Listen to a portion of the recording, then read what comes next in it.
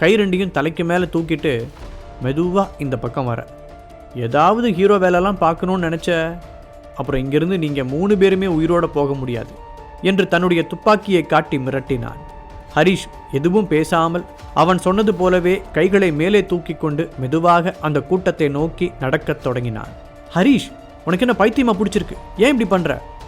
கயல்விழி தன்னையும் மீறி கத்தினாள். கொஞ்ச நேரத்திற்கு முன்னால் ஒரு சின்ன பெண்ணிற்காக குண்டடிப்பட்டவன் இப்போது இன்னொரு குழந்தைக்காக தன்னுடைய உயிரையே பணயம் வைப்பான் என்று அவள் எதிர்பார்க்கவில்லை. ஹரிஷ் அவர்கள் அருகில் வரும் வரை பொறுமையாக இருந்த அந்த கொள்ளைக்காரர்கள் அதன் பிறகு சிறுவனை கயல்விழியிடம் தள்ளிவிட்டனர். இப்போது ஹரிஷுக்கும் அந்த கூட்டத்திற்கும் இடையில் சில அடிகள் தூரம்தான் தொலைவு இருந்தது. கொள்ளைக்கூட்ட தலைவனின் மூளையில் வேறொரு திட்டம் ஓடிக்கொண்டிருந்தது. ஹரிஷ் பக்கத்தில் வந்ததும் அவர்கள் அந்த சிறுவனை தள்ளிவிட அவன் கயல்விழியிடம் ஓடி வந்தான். சீக்கிரமாடா! தலைவன் ஹரிஷை பார்த்து கத்த. கவலைப்படாதீங்க, நான் எந்த வெப்பன்ஸும் எடுத்துட்டு வரல சொன்ன ஹரிஷ் அவனை நோக்கி தொடர்ந்து நடந்து சென்றான்.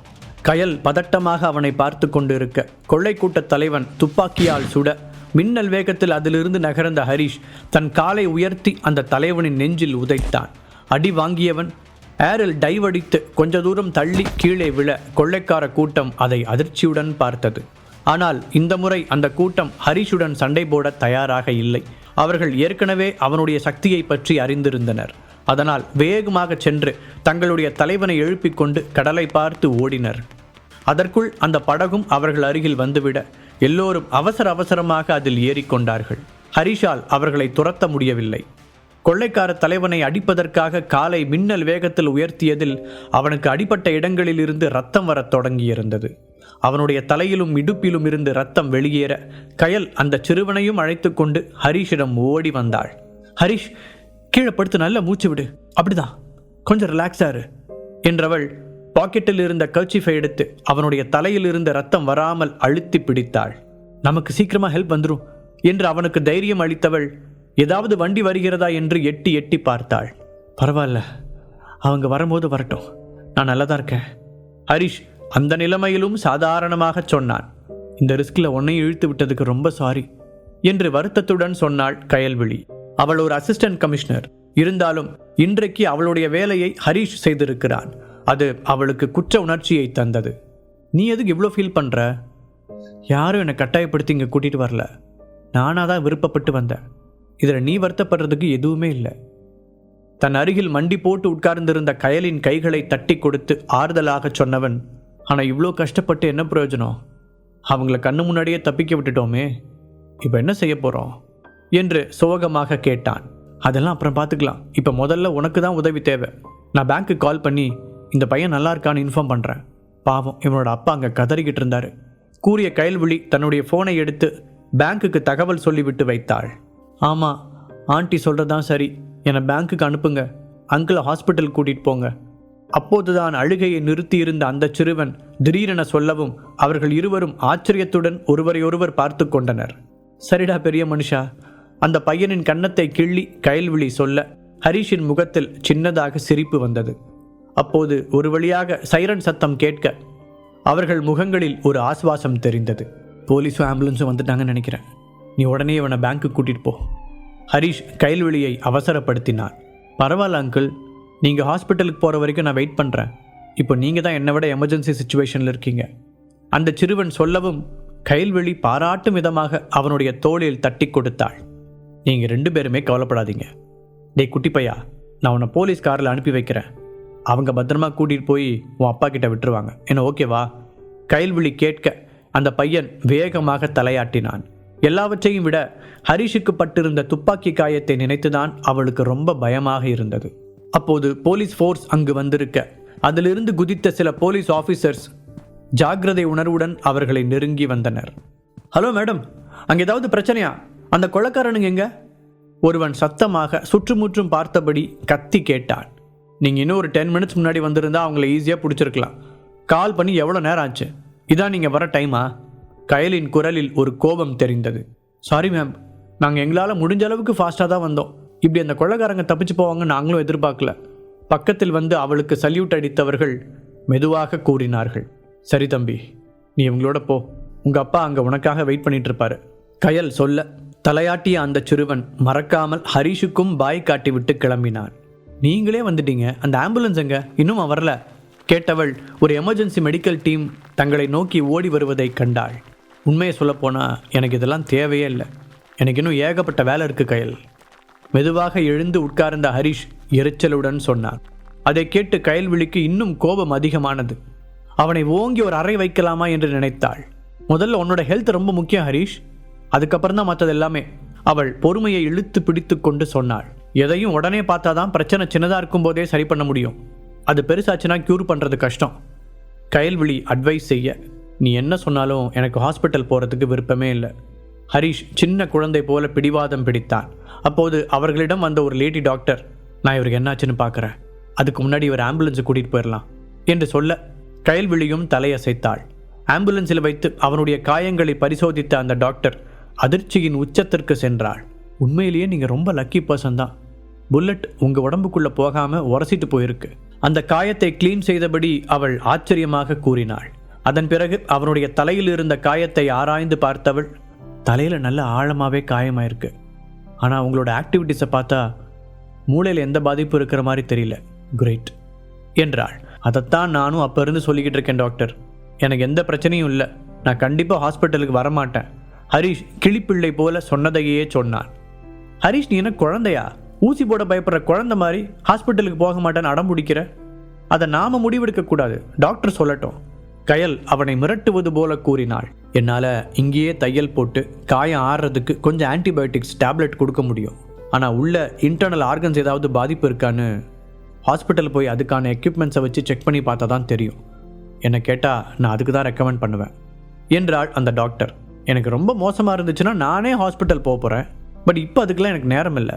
நான் ஹாஸ்பிட்டல் போய் பெரிய பெரிய கட்டெல்லாம் போட்டுட்டு போனால் என் ஒய்ஃப் பயந்துருவா, அவளுக்கு என்னால் பதிலே சொல்ல முடியாது. ஹரிஷ் சிரித்து கொண்டே சொன்னான். கயல்விழிக்கு அவனுடைய பிடிவாதத்திற்கான காரணம் புரிந்தது. ஓ, இதான் அவனோட பிரச்சனையா? நீ வேணா இன்னைக்கு ஒரு நைட் என் வீட்டில் தங்கிக்கோ, எப்படி இருந்தாலும் யாராவது ஒருத்தர் உன்னை பார்த்துக்கிட்டே இருக்கணும், அது நானாக இருந்துட்டு போகிறேன், கயல் அக்கறையுடன் கூறினாள். ஹரிஷ் அதை மறுத்து எதுவும் பேசவில்லை. எப்படி இருந்தாலும் இவ்வளவு காயத்தோடு அவனால் வீட்டுக்கு போக முடியாது. அடுத்த கொஞ்ச நேரத்தில் அந்த லேடி டாக்டர் அவளுடைய வேலையை முடிக்க ஹரிஷ் ஆம்புலன்ஸில் இருந்து கீழே இறங்கினான். அந்த மெடிக்கல் டீமுக்கு நன்றி சொன்ன இருவரும் மெதுவாக அவர்கள் வந்த காரை நோக்கி நடந்தார்கள். ஹரிஷ் டிரைவர் சீட்டில் உட்கார போக கயல்விழி அதை தடுத்தாள். இந்த கண்டிஷனில் உன்னை டிரைவ் பண்ண விடுவேன்னு நினச்சியா? சொன்னவள் அவனை பேசஞ்சர் சைடில் உட்கார வைத்துவிட்டு காரை ஸ்டார்ட் செய்தாள். அரை மணி நேரத்தில் அவர்கள் கயல்விழியின் வீட்டை அடைய அங்கிருந்த சோஃபாவை சுட்டி காட்டியவள் அவனுக்கான மாத்திரைகளை எடுத்து கொடுத்தாள். அப்போது ஹரிஷின் ஃபோன் அடிக்க அவன் அதை எடுக்காமல் தவிர்த்தான். அவனுக்கு எதிரில் அமர்ந்த கயல்விழி, காரில் போகும்போது நான் உங்ககிட்ட ஒரு கேள்வி கேட்டேன், இது வரைக்கும் அதுக்கு பதிலே வரல ஹரிஷ் என்று ஒரு ஷார்ப்பான பார்வையுடன் கேட்டாள். ஹரிஷ் அவளை நிமிர்ந்து பார்க்க, ஆபத்துன்னு தெரிஞ்சும் அந்த துப்பாக்கி குண்டை நீ ஏன் உன் உடம்புல வாங்கின? அப்போ உன் மனசில் என்னதான் தோணுச்சு? கயலின் குரலில் இருந்த ஆர்வத்தை ஹரிஷ் உணர்ந்து கொண்டான். ஆக்சுவலாக எனக்கு ஒன்றும் தோணலை, துப்பாக்கி குண்டு பட்டா என்னை விட அந்த குழந்தைக்கு ரொம்ப ஆபத்துன்னு நினச்சேன், அவ்வளோதான், வேற ஒன்றும் இல்லை. ஹரிஷ் சாதாரணமாக தோளை குலுக்க அவனுக்குள் இருந்த இரக்க சுபாவம் கயல்விழிக்கு புரிய வந்தது. சரி, நாம் இன்னைக்கு ரொம்ப ஓடிட்டோம், எனக்கும் ரொம்ப டயர்டாக இருக்கு, நீயும் ரெஸ்டடு, ஏதாவது தேவைன்னா கூப்பிடு என்றவள் எழுந்து அவளுடைய ரூமுக்குள் சென்றாள். ஹரிஷ் கிட்டத்தட்ட தூங்க ஆரம்பித்த நேரத்தில் அவனுடைய ஃபோன் திரும்பவும் அடித்தது. நாம தான் சந்தனாவுக்கு மெசேஜ் அனுப்பிட்டோமே, இது யாரு என்று யோசித்தவன் ஃபோனை எடுத்து பார்க்க அதில் அக்ஷராவின் பெயர் வந்தது. அப்போதுதான் அவளிடமிருந்து நிறைய மெசேஜ் வந்திருப்பதையும் கவனித்தான். என்னாச்சு, அவ கடையில் திரும்ப ஏதாவது பிரச்சனையா யோசித்தவன் அவளுக்கு கால் செய்தான். அப்பாடா, ஒரு வழியாக நீங்கள் ஃபோன் பண்ணிட்டீங்களா ஹரிஷ், என்னோட மெசேஜ்லாம் பார்த்தீங்களா? ஃபோனை எடுத்தவுடன் ஆர்வத்துடன் கேட்டாள் அக்ஷரா. இல்லை, இன்னைக்கு ஃபுல்லாக நான் கொஞ்சம் பிஸியாக இருந்தேன். உண்மையை சொன்னவன், என்னாச்சு அக்ஷரா, கடையில் திரும்ப ஏதாவது பிரச்சனையா என்று கேட்டான். கடையில் பிரச்சனை மட்டும்தான் உங்களுக்கு கால் பண்ணுவேனா ஹரிஷ், இது வேற ஒரு விஷயம் அக்ஷரா சொல்ல. சரி, அது அவ்வளோ முக்கியமான விஷயம் இல்லைனா நம்ம நாளைக்கு அதை பற்றி பேசலாம் என்று ஃபோனை வைக்க போன ஹரிஷுக்கு திடீரென்று ஒரு விஷயம் ஞாபகத்திற்கு வந்தது. அக்ஷரா, பழங்கால பொருட்களை பற்றி தெரிஞ்சுக்க உங்ககிட்ட நிறைய சோர்ஸ் இருக்கும் இல்லையா? அப்படி இந்த ஜெம் ஸ்டோன்ஸோட குணப்படுத்துகிற சக்தியை பற்றி உங்ககிட்ட ஏதாவது புக் இருக்கா என்று கேட்டான்.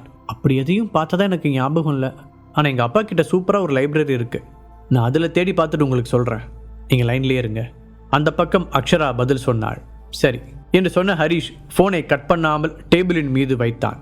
அப்போது எதையோ எடுப்பதற்காக அங்கே வந்த கயல்விழி, இந்நேரத்தில் யார்கிட்ட பேசிக்கிட்டு இருக்க? உன் ஒய்ஃப் கிட்டயா என்றாள். இல்லை, அன்னைக்கு அந்த ஜுவல்லரி ஷாப்பில் அக்ஷரான்னு ஒரு பொண்ணை பார்த்தது உனக்கு ஞாபகம் இருக்கும்னு நினைக்கிறேன். அவங்கக்கிட்ட தான் பேசிக்கிட்டு இருந்தேன். அவங்க ஆன்டிக் ஷாப் வச்சிருக்கிறதுனால ரேர் ஜெம்ஸை பற்றி ஏதாவது புக் இருக்கான்னு கேட்டேன். ஹரிஷ் பொறுமையாக சொல்ல, நீ இந்த விஷயத்தில் இவ்வளோ தீவிரமாக இருப்பேன்னு நினைக்கல. ஆமாம், அந்த வளையல் எங்க? கயல்விழி ஆச்சரியத்துடன் கேட்டாள். ஹரிஷ் தன்னுடைய பாக்கெட்டில் இருந்து அந்த வளையலை எடுத்து நீட்ட, அங்கிருந்த லைட் வெளிச்சத்தில் அந்த ஸ்டோனில் இருந்து வெளிப்பட்ட ஒளி வித்தியாசமாக தெரிந்தது. Wow, beautiful. கண்களை விரித்தபடி கயல்விழி சொல்ல, நீ இதை பார்க்குறியா என்றபடி ஹரிஷ் அந்த வளையலை அவளிடம் நீட்டினான். கயல் அதை வாங்க நினைக்கும் போதே கொட்டாவி வர, ஹரிஷ் இப்போ என்னால் முடியாது, எதுவாக இருந்தாலும் நாளைக்கு சொல்கிறேன். நான் முதல்ல கொஞ்ச நேரம் தூங்கணும். குட் நைட் என்று கூறிவிட்டு மறுபடியும் தன்னுடைய ரூமுக்குள் புகுந்து கொண்டாள். அப்படியே சாய்ந்து படுக்க போன ஹரிஷ் அப்போதுதான் ஃபோன் இன்னும் கட்டாகாமல் இருப்பதை கவனித்தான். அதை எடுத்து காதில் வைக்க அந்த பக்கம் அக்ஷரா ஹலோ ஹலோ என்று கத்திக்கொண்டு இருந்தாள். சொல்லுங்க அக்ஷரா, லைனில் தான் இருக்கேன். ஹரிஷ் கேட்க, எங்கள் அப்பாவோட லைப்ரரியில இருந்து 2 பழைய புக்ஸ் கண்டுபிடிச்சிருக்கேன். அது உங்களுக்கு உடனே வேணுமா என்று கேட்டாள். தேங்க்ஸ் அக்ஷரா, ஆனால் அவ்வளோ அவசரம் இல்லை. சரி, இப்போ நான் கொஞ்சம் ரெஸ்ட் எடுக்கணும். நான் நாளைக்கு வந்து உன்னை மீட் பண்ணுறேன் சொல்லிவிட்டு ஃபோனை வைத்தான் ஹரிஷ். அடுத்த நாள் கயல்விழி எழுந்து பார்த்தபோது ஹரிஷ் ஏற்கனவே அங்கிருந்து கிளம்பியிருந்தான். கயல்விழியின் வீட்டிலிருந்து புறப்பட்ட ஹரிஷ் வீட்டிற்கு போகாமல் நேராக தியானா மீடியாவிற்கு வந்தான். அவனுடைய ஆஃபீஸ் ரூமில் உட்கார்ந்து நிகிதா வைத்துவிட்டு போயிருந்த ஃபைல்களை பார்த்தான். அவனுடைய முகம் இருண்டு போய் காணப்பட்டது. தியானா மீடியா இன்றைக்கு ஒரே நாளில் கிட்டத்தட்ட கோடிக்கணக்கான ரூபாய்களை இழந்திருந்தது. அப்போது கதவை தட்டிவிட்டு உள்ளே வந்த நிகிதா, சார், இன்னைக்கு ஷேர் மார்க்கெட் ஓப்பன் ஆன உடனேயே ஸ்டாக்ஸ் எல்லாம் ரொம்ப வேகமாக ட்ராப் ஆச்சு. அதனால் ட்ரேடிங்கே பாதியோடு நிறுத்திட்டாங்க. இப்படியே போச்சுன்னா நம்மளோட கம்பெனியை காப்பாற்றுறது ரொம்ப கஷ்டம் என்று கவலையோடு கூறினாள்.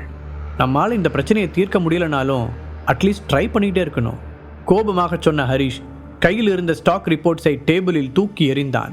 ஹரிஷின் கோபத்தை பார்த்து நிகிதா மிரள, சாரி நிகிதா, நான் உங்கள் மேலே கோவப்படலை. எதுவாக இருந்தாலும் நாம் இனிமேல் பின்வாங்க முடியாது. நம்மக்கிட்ட லிக்விட் கேபிட்டல் எவ்வளோ இருக்குன்னு பாருங்கள். ராஜேஸ்வரன் ஃபேமிலி எவ்வளோ தூரம் தான் போகிறாங்க, நாமளும் பார்த்துருவோம். கடைசி வார்த்தைகளை முணுமுணுப்பாக சொன்னான் ஹரிஷ். ஆனாலும் நிகிதாவின் காதுகளில் அது தெளிவாகவே விழுந்தது. ஓகே சார், நான் உடனே போய் அது என்னன்னு கவனிக்கிறேன் நிகிதா தயக்கத்துடன் கூறினாள்.